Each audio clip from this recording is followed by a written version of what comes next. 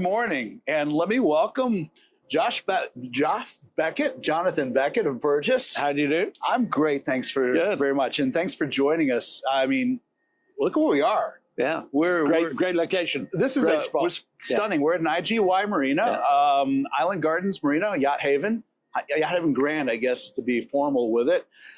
What's really cool, we're sitting on board a really cool yacht built by Silver Yachts. Name of this boat is Reduce. Reduce. That's right. It's a 36-meter catamaran. Yeah, aluminum hull and superstructure. Yeah, built by Silver Yachts, not in their Henderson, Western Australia facility, but in their China facility. Correct. Yeah. Fun little segue here is when I came on board, and I mentioned this to Joff a few minutes ago. There's a nautical structures crane on the back deck we're sitting on that I actually was integral in the design and integration and selling process. So I feel quite at home having some products from my past life sitting right behind us as a reminder of how we got here and what we're doing here. Yeah. Yeah. So yeah, cool boat, and really wonderful to have the hospitality. Understand this is a boat listed with Burgess? This boat is for sale. She arrived here in the United States a couple of months ago, and she's here, and she is, properly for sale, quietly for sale, but, formally for sale, asking 20.7 million euros. And, fantastic. There's quite a bit of interest in the boat at the moment. Well, there should be. It's a really cool boat. It's a very cool boat. It's very unique and, fantastic boat for cruising the Bahamas. I would think so. It's catamaran. It's low draft, wide beam, very stable, Marshall Island flag. Yeah. And, check it out. I mean, it still has the new boat smell in it when you walk through it.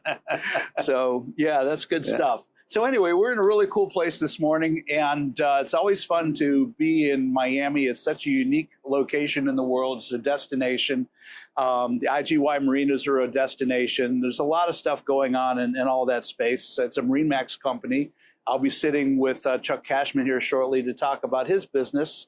And, of course, IGY rolls into that. So we're connecting dots, Joff. Right, very good. Yeah. Today we're talking about yacht management, yacht brokerage, yacht charter, and Burgess touches all those spaces. We absolutely do. I mean, we call ourselves a 360 service company. I mean, we should be able to sort of help a client through the whole life cycle of his yachting life, whether that's building, managing, refitting, chartering, buying, selling, crewing, insurance. We touch everything. Awesome. So before we go down that path, talk to me about your path. When did you come into the maritime industry? What brought you to the sea? Well, I always like that story. I grew up in a small sort of provincial county in England called Norfolk. It's on the coast, on the east coast in England. Yeah. And it has a series of lakes and rivers, inland lakes and rivers called the Norfolk Broads. And I did all my early sailing in very small dinghies from the age of 7. There we go. Yeah. So many people I talked to, myself included, started in sailboats at a young age. Yeah. So first time I went out in my little 7-foot dinghy, I capsized. My parents running up and down the riverbank thinking I was going to drown. But, and I just had a love of the water and love of boats. And then I went to a sailing school and learned how to sail. And then I became a sailing instructor and then a senior sailing instructor. And I think I was the youngest senior sailing instructor in the UK. Wow. At the age of 16 at that time. Yeah. Okay. Yeah. All right. Yeah. Fantastic. Yeah. So that got you on the water. What was the first paying gig you did once you decided to move more professionally? So I was teaching sailing during my high school holidays and university holidays. But when I left high school at the age of 18, I wanted to go and work in a sailing school in Spain. Okay. And another sailing instructor came up to me and said, you don't want to do that. What you want to do is you want to get on a plane and fly to Antigua and get a job on a big sailing boat. Okay. So that's absolutely what I did. And I got on a plane and I went to Antigua and I got a job on the biggest boat I'd ever seen, which was a 55-foot Spartan and Stevens ketch. And that's okay. And I was paid $100 a month. And I thought that was absolutely incredible. You're doing well. I was there for 10 months.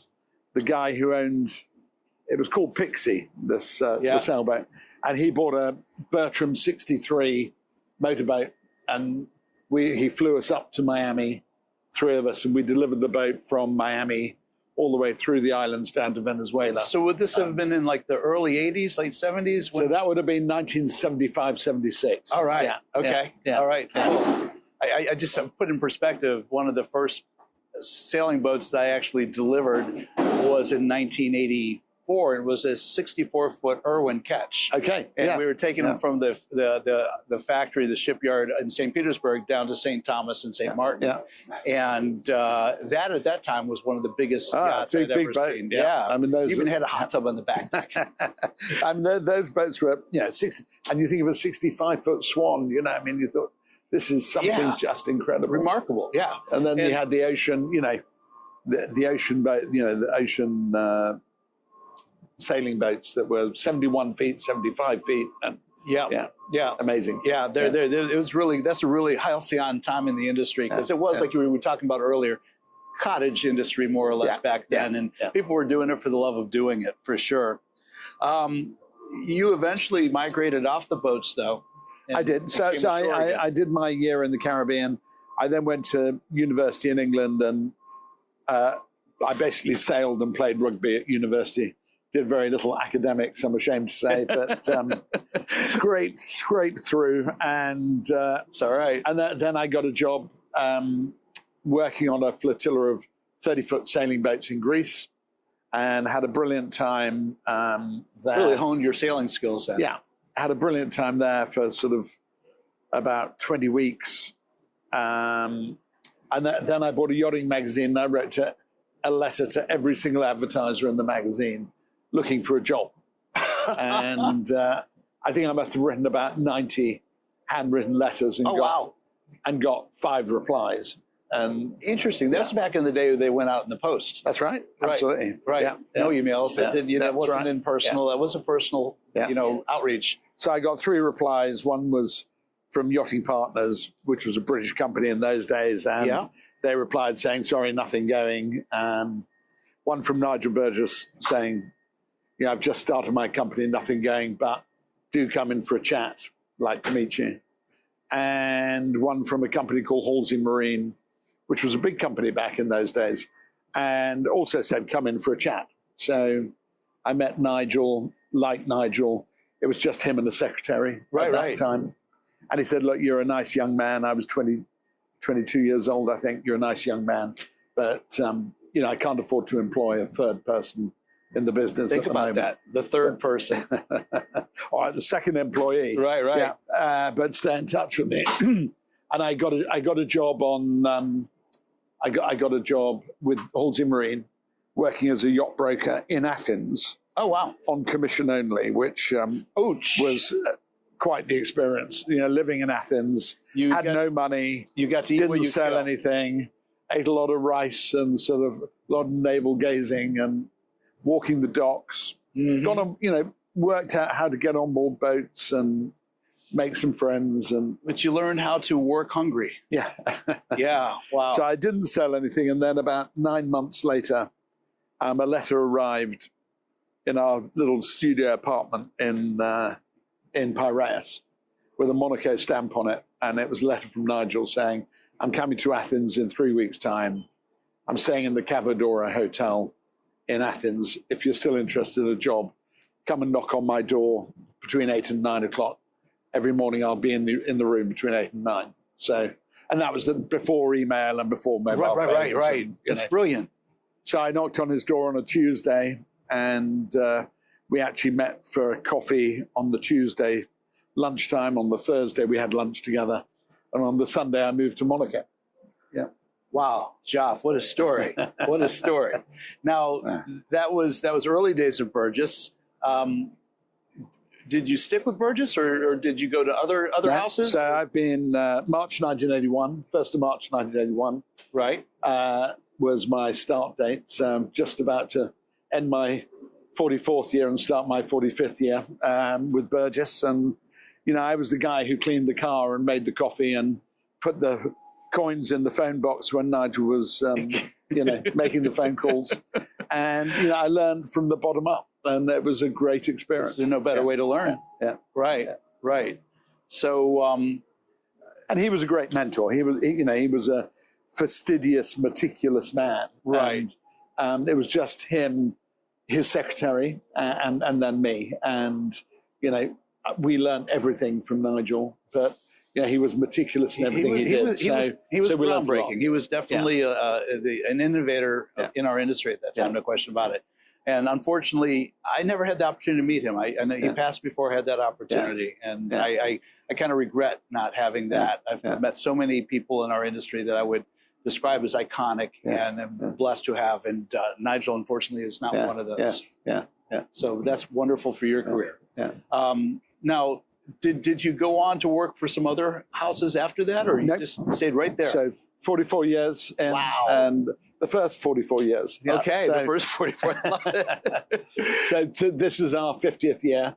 2025 is the company's 50th year. And I'm going to be entering my 45th year now. And I sort of feel that as a company, we've done well, but we've sort of dragged ourselves from being a funny little company to a sort of stable, relatively big business in our world. And we've now arrived at the start line with our business, and the next 10 years is really when it's going to take off, and it's going to be really exciting. Well, Jeff, I got to tell you, the many years I've been going to the Monaco Yacht Show and other shows, but Monaco stands out because at the Monaco Yacht Show, I see the Burgess logo on the courtesy vehicles. I see the flags flying on so many boats. I see the turquoise logos and shirts and uniforms of what seems to be dozens, if not hundreds, of Burgess employees and brokers and assistants and PAs and all of that. It's a very strong presence you guys have, and to me, it stands out as an indication of the depth that you guys have achieved in the industry. I think we thank you. We like to do things well. We take a lot of care and attention in, from everything, the way our officers are presented, the way our staff present themselves, the way we present listings for sale or for charter, and the detail. I think our brokers and charter brokers really know their stuff intimately. They're not just messing around, superficially. Right. They really know in depth what is required. I was on the phone to one of our guys in London this morning, and he's handling a very big deal at the moment, and he's nailed it. He's been with us 20 years. He's 44 years old. Wow. But he's got every tool in his toolbox. Well, in that period of time, you become an expert. You do. And again, if in the brokerage world, it truly is, with few exception, you eat what you kill. And so if you're not able to bring in the client, close the deal, you're not gonna last long. You're gonna struggle. That's so right. That's one of the nice things I think about our business, and we're very different to pretty much every competitor or colleague out there in our industry, is that all our staff, including the brokers and the charter brokers, are employed. So they do get a salary, they do get healthcare, they get a pension. Brilliant. And they have to turn up to work, because of that. They're not an independent contractor. That's good. Working just when they feel like working. We can tell them who they're going to deal with, which clients they can deal with, which clients they can't deal with. Who's the specialist in sailing yachts or specialist in a fast Heaton motor yacht, and match the client to the broker. That's so necessary. And of course, they all get, very healthy personal commissions. But we work as a team. The information sharing is unprecedented in our industry. So every day, every morning, there's a newsletter that goes out with every single snippet of information in that newsletter. So they've got the tools they need to work. That's cool. Now, I'm going to go back in time a little bit, in that most of my early career was working in developing new build projects, some refit projects. But, when I started in the late 80s, early 90s, I was involved in new construction predominantly.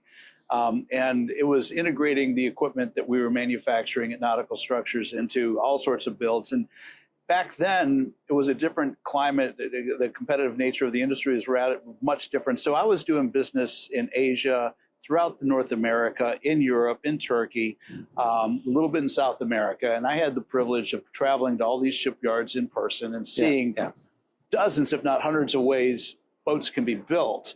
And the interface that suppliers have with boat builders and naval architects and designers to make it all come together.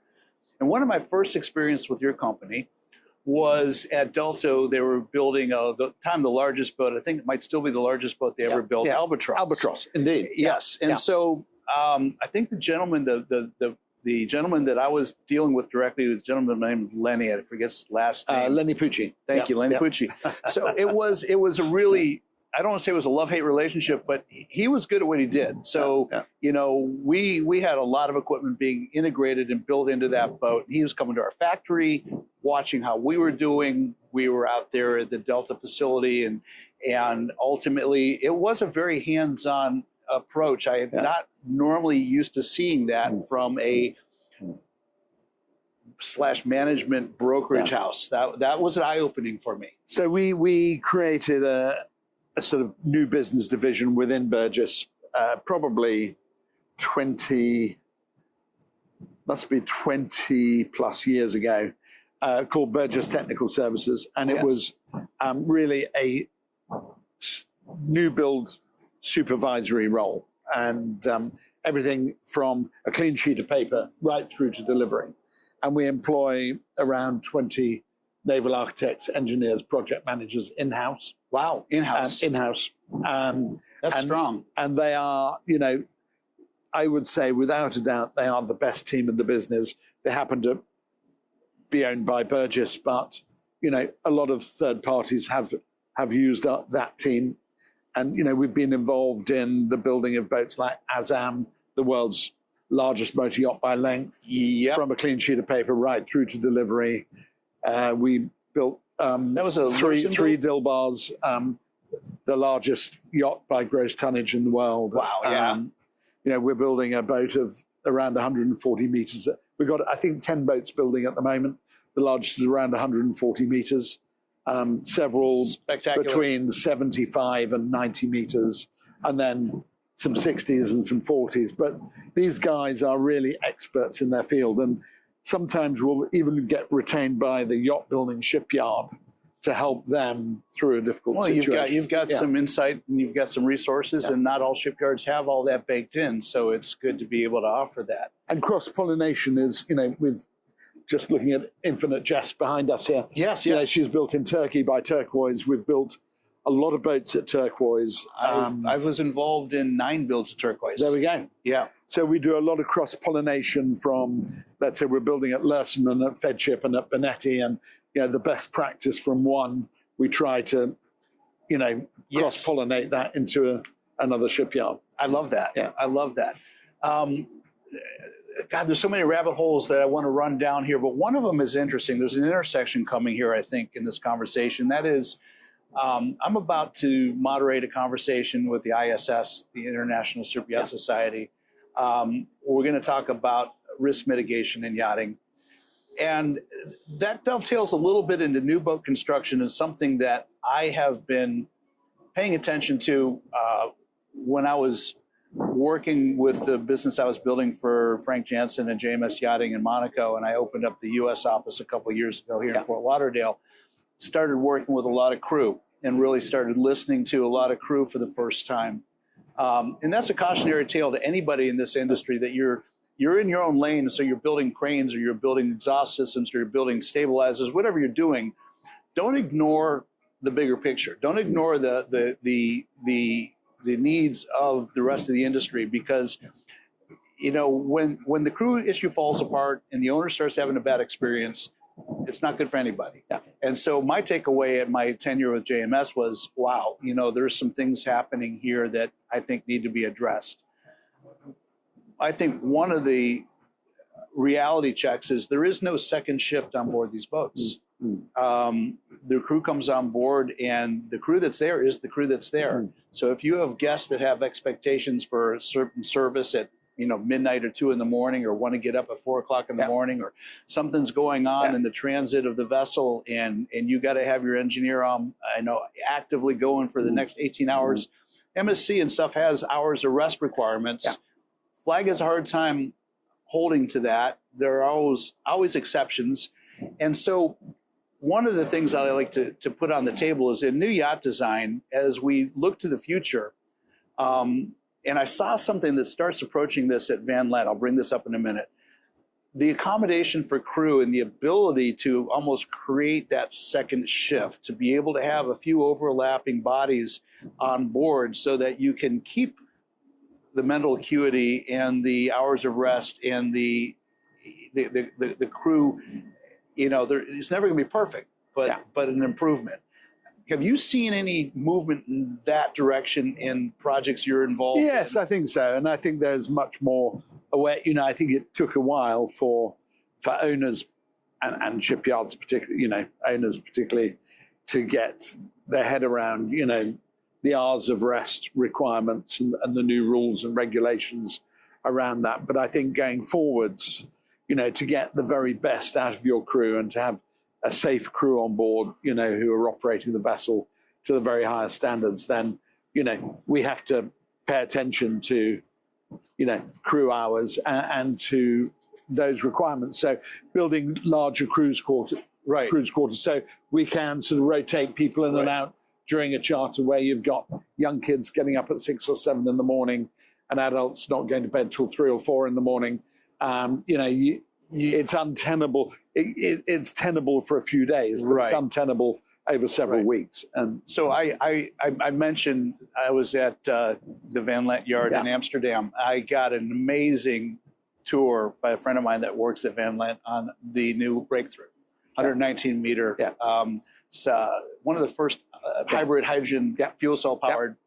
Amazing. And so, I put my hands on the cryogenic tanks in the boat and went into the power plant and saw all that kind of stuff. That was cool. But what really stood out to me, Joff, was when I walked down through the crew accommodations, 2 decks of crew accommodations. I opened up a couple of those doors.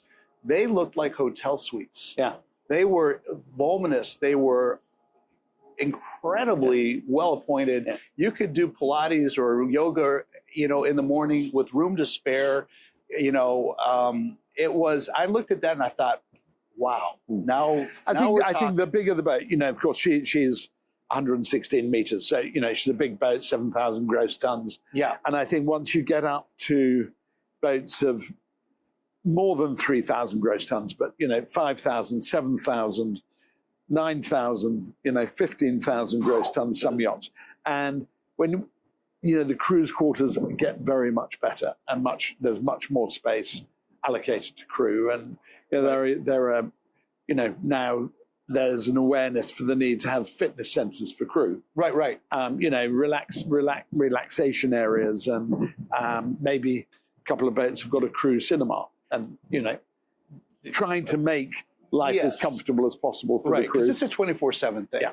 And, what I think owners need to understand is that it's the crew who are going to create your enjoyment on board the boat. You might have the most fabulous yacht, but with the wrong crew on board, it's always going to be painful. Oh my goodness. With the right crew on board, it's going to be the best time in the world. Well, Joff, I talk about what I call the sacred trinity in our industry, and that is there's 3 legs that if they're healthy and doing right, the rest of the industry can prosper. But if they're damaged or struggling, it's almost impossible. And those 3 legs are owner, crew, and the asset.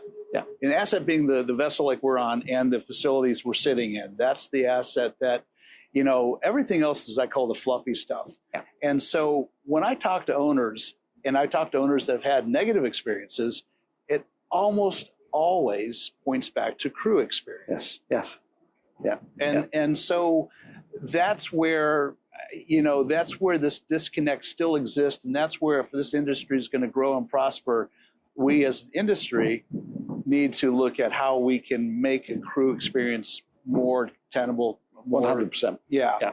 So, and, I think crew, the professionalism of crew, professionalization of crew, where, it used to be sort of backpackers looking for a job, come on board for a few months, then they'd get off and do something else. But really, that people can make a career out of yachting, and a great career. Yes, they can. But the terms and conditions have to be right for them. Well, your business has launched a few careers. And, that's something that I think is something to really proud of when you look at other people that have come in, learned, from some of the best, and then said, okay, I've got the tools I need. I'm going to hang a shingle. I'm going to go do. And, I find that is just so, and that's what I like about this industry is this is an industry you can grow and build from. The sky's the limit. I think I'm very excited now. I was saying earlier on that we've sort of reached the start line, and we've funny you say that. After 40 years, you've reached the start line. 50 years. 50 years. Well, you with 40, right? Or 40 some? Yeah. But that's the way we feel, and we've got this fantastic group of young people working for us. Right. And you hear people complain about young people and their work ethic, but we have a really fantastic group of young people aged between 25 and 40 who've got great experience now. And these guys are going to be taking on the business over the next 10 years. They're carving their own relationships. They know more about the business than I do. The modern day business, I've got a lot of historical knowledge, right? Yeah. Legacy knowledge. But, going forwards, these guys are smart, they're quick, they're dynamic. Yeah, and good communicators. It's so encouraging. I mean, I'm sure you noticed too, is behind the cameras here today. Yeah, and I look at that and say, there's a perfect example of a young man who's finding his way and having this opportunity to meet and engage with so many people. And it is that generation, the next generation. Yes. And I do some mentoring with YPY, Young Professionals in Yachting. Very good. I think that's a great organization, and I could encourage anybody that has that bandwidth to be able to help and encourage to do so. Charter yachts. Yes. You guys have a charter program. There's so many moving parts in the charter world right now. There's some really, really good boats, and there's some really, really good managers and brokers. And then there's, we're in Miami, which is arguably one of the shit shows of charter. So what's the Burgess program look like? How does that differ? we have two sides to our management department. We have the charter management, where we're looking after about 120 yachts for owners who list their boats for charter with us, and we do everything from negotiating, advertising the availability, finding clients, preparing the contracts, managing the money, managing the VAT, the whole process, provisioning. And then we have the retail charter side, which is, our charter brokers going out looking for clients who want to charter boats. Right. And it's a very, very active side of our business. We fix about 800 charters a year. So that's significant. Very significant. A lot of them are on very big boats. And I think our most expensive yacht at the moment is Renaissance. She's listed at between 3.5 and 4 million euros a week. So that's the very top end. That's plus expenses, plus VAT. So, right. And then we go down, to the smaller end, down to about 35 meters is, that fills in all the Caribbean stuff and the Bahamian stuff and things like that. You got some of the same issues with crew and everything there too. In some ways, it's more dynamic and interesting because now the crew are looking at the upside of all the gratuity that potentially comes in. These quick turnovers and high expectations and all of that. That's you're working for what you're learning. Yeah, absolutely. And it can be very demanding on a charter. People are coming to have a really good time on board. So the hours can be long. The clients can be very demanding, but equally, a lot of our charters are family charters. It'll be the grandparents, right, the parents and the grandchildren.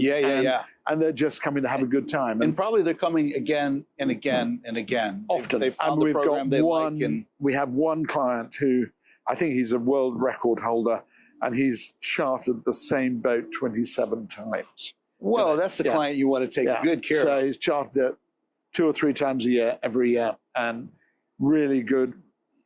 It's a family charter. Well, okay. Lovely people. Well, here's another little segue for us then, because I look at the world of yacht construction, new projects, new builds, and I always talk about, goes back to the sacred trinity, taking care of the owners. And so when an owner has a bad experience in owning a yacht, building a yacht sometimes, feels like he's been disrespected, ripped off, or whatever that looks like, his option is charter. Yeah. Economically, is there an upside to basically chartering 27 times versus going in and building a boat new? I mean, is that well, interestingly, I think eventually clients tend to want to own their own boats, but there are some people that will never own their own boat. Right. Chartering is their bag. They enjoy it. They can step on board. They can step off. Yeah. And you just never convert them. But charter is a great entry point into yachting to educate people. They can try out different yachts, experience it. And a lot of charterers will eventually think about yacht ownership. So there's the business model. Get them into charter, build the relationship, give them a good experience, make sure they're getting a good experience, and then talk to them when they're ready to build a boat on their own. And pride of ownership, I think you have to understand what pride of ownership is. Oh yeah. I have a boat. I have a number of boats, but we have one fantastic sailing boat that we love, and the pride of ownership of owning that boat. We don't use it a whole bunch, but when we're there, we're so invested in the whole program and in the crew and and we just love it. So and you're sitting in the beach restaurant looking at the boat, and where do you keep her? She's in the Mediterranean. Okay. So she's coming up to the south of France when we go back in the end of May. And then we're going to do a regatta in Sardinia. Oh, wow. And then we're cruising in Greece over the summer. Yeah. So sounds like a lovely summer coming together. Not bad. No, that's cool. So busman's holiday. Yeah, well, you got to get it where you can, and sometimes you build that into the way your business works. So I've learned that if I'm going to take any real time for myself, I usually do it on the front end or back end of a trip to visit some wonderful part of the world and get some Rick time, and take the family with me. Yeah.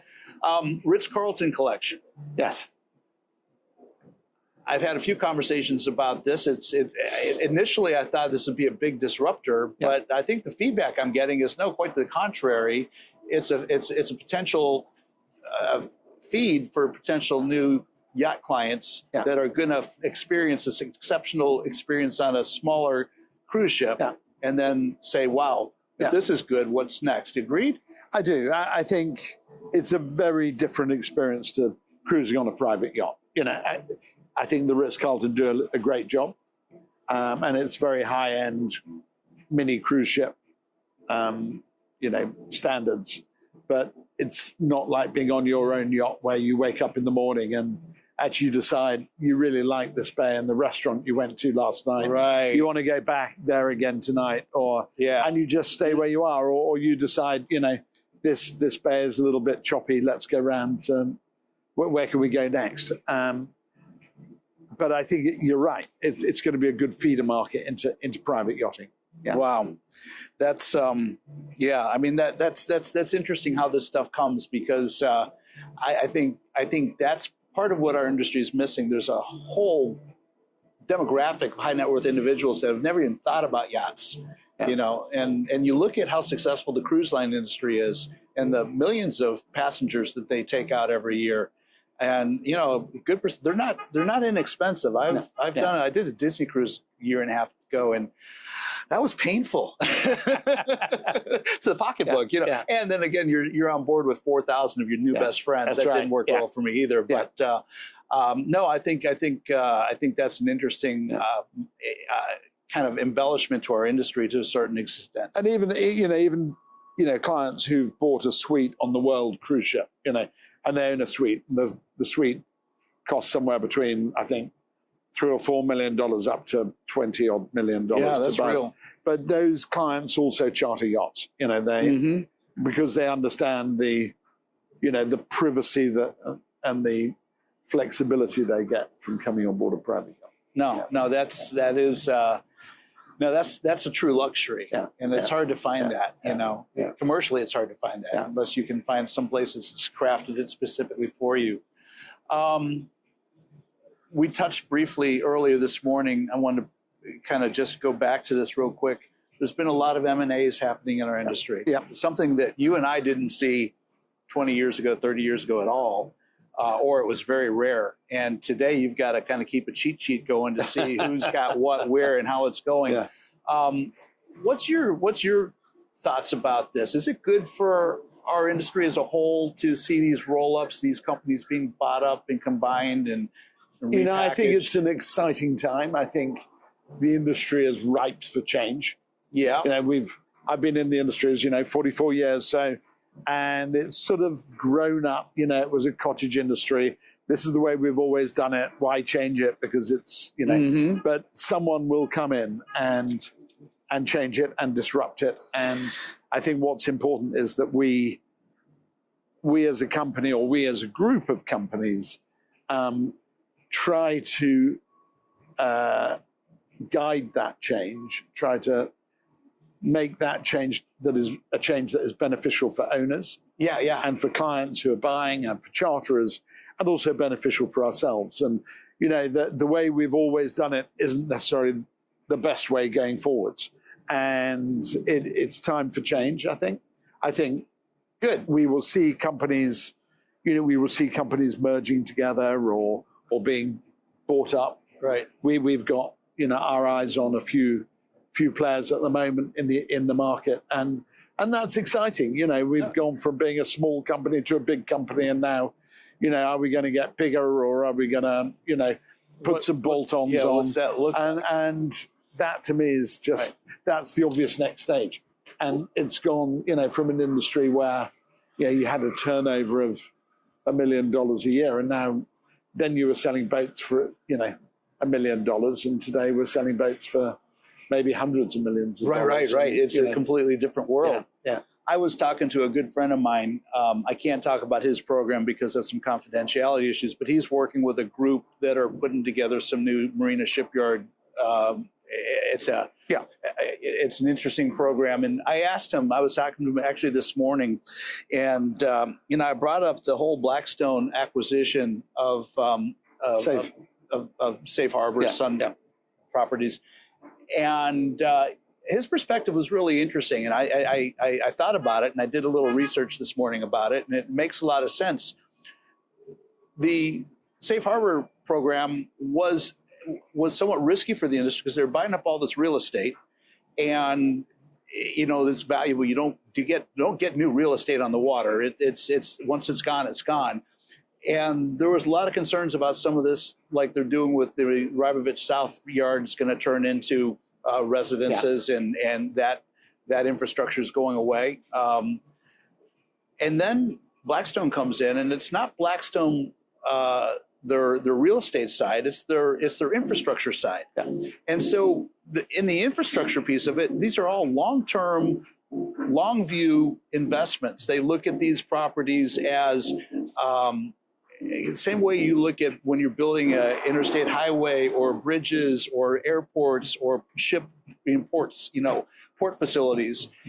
And that, I think, is really, really good for our industry insofar as the chance of having this waterfront property all of a sudden turn into real estate and multi-family dwellings is basically minimized, and we have a better chance of retaining our infrastructure as an industry.